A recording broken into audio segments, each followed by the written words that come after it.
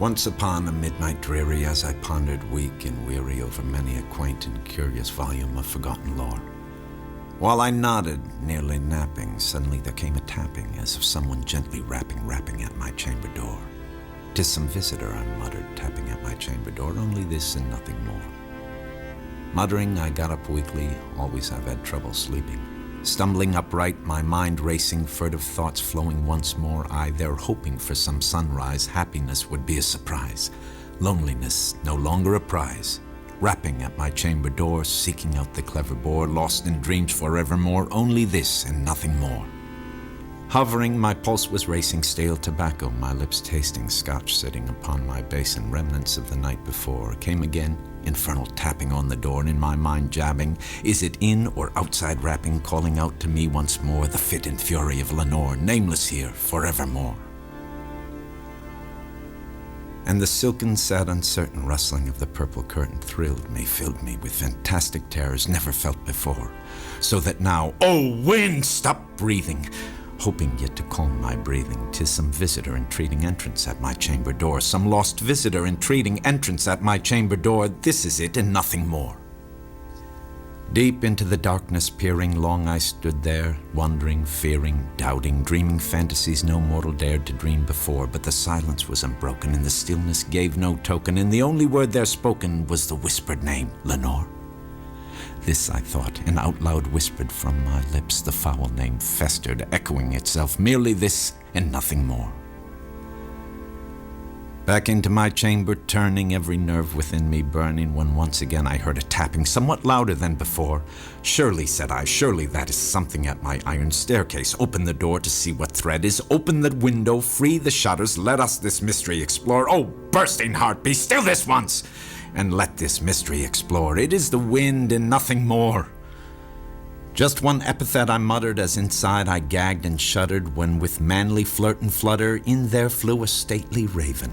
Sleek and ravenous as any foe, not the least obeisance made he, not a minute's gesture toward me of recognition or politeness, but perched above my chamber door. This foul and salivating visage, insinuating with its knowledge, perched above my chamber door, silent sat and staring, nothing more. Askance, askew, the self-said fancy smiles at you, I swear, at this savage, vicious countenance it wears. Though you show here shorn and shaven, and I admit myself forlorn and craven, ghastly grim, an ancient raven wandering from the opiate shores, tell me what thy lordly name is, that you are not nightmare sewage, some dire powder drink or inhalation framed from flames of downtown lore. Quoth the raven, "Nevermore." And the raven, sitting lonely, staring sickly at my male sex only, that one word, as if his soul in that one word he did outpour. Pathetic! Nothing farther than he uttered, not a feather that he fluttered, till finally was I that muttered, as I stared dully at the floor. Other friends have flown and left me, flown as each and every hope has flown before, as you no doubt will for the morrow, but the bird said, "Nevermore." Then I felt the air grow denser, perfumed from some unseen incense, as though accepting angelic intrusion, when in fact I felt collusion before the guise of false memories' respite. Respite through the haze of cocaine's glory, I smoke and smoke the blue vial's glory, to forget at once the base Lenore. Quoth the raven, "Nevermore." "Prophet," said I, "thing of evil, prophet still, if bird or devil. By that heaven that bend above us, by that God we both ignore, tell this soul with sorrow laden, willful and destructive intent, how had lapsed a pure heart lady to the greediest of needs. Sweaty, arrogant, dickless liar, who ascribed to nothing higher than a jab from prick to needle, straight to betrayal and disgrace, the conscience showing not a trace. Quoth the raven, "Nevermore." Be that word our sign of parting, bird or fiend, I yelled up starting. Get thee back into the tempest, into the smoke-filled bottle shore. Leave no black plume as a token of the slime thy soul has spoken. Leave my loneliness unbroken, quit as those have quit before.